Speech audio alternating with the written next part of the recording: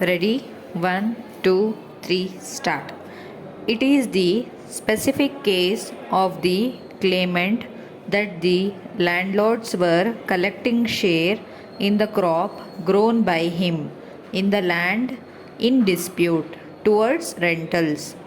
It is not his case that the landlord was refusing to collect rent or vara.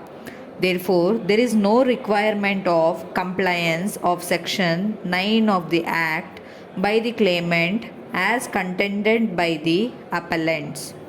It is trite law that rent receipts alone cannot be considered as a proof for tenancy. The oral and documentary evidence available on record conclusively prove that the claimant was in occupation and cultivation of the land in dispute as a tenant as on 1/3/1974 and immediately prior to the said date, and therefore non-production of any rent receipts would be immaterial in the present case for deciding the issue of tenancy. The judgment in S. Mallikarjunappa's case and Gangappa Yamanappa Chalwadi's case supra would therefore not be applicable to the facts of the present case. The fact that the claimant owned some other land or he has sold certain land for valuable consideration, etc., are irrelevant for the purpose of considering his claim for grant of occupancy rights of the land in dispute.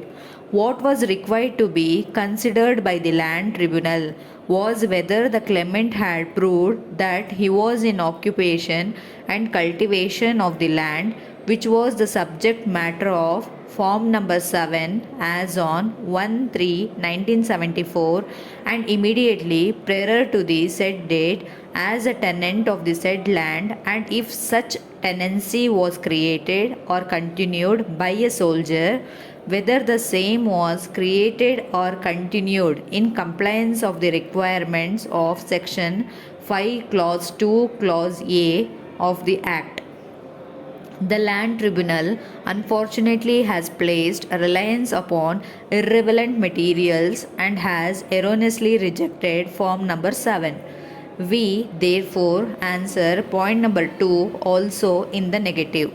In the earlier two rounds of litigation, the Land Tribunal had granted occupancy rights of the land in dispute to the claimant. In the third round, the Land Tribunal has completely overlooked the relevant evidence available on record and has proceeded to dismiss the Form number 7 on irrelevant considerations. The Land Tribunal at one breath has held that the claimant's Form number 7 cannot be considered by it since a notification of vesting under Section 15 Clause 6 of the Act is not issued by the Tahsildar, and on the other hand, the Land Tribunal has also held that the landlords are in possession of the land in dispute and the lands were not leased to the claimant at any point of time. The said two findings are contradictory and cannot go together.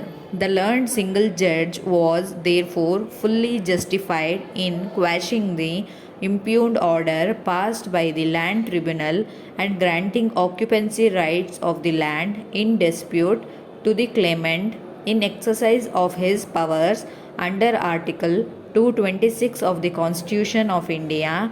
We do not see any illegality, infirmity, or in the said order. The writ appeal therefore lacks merit, and accordingly the same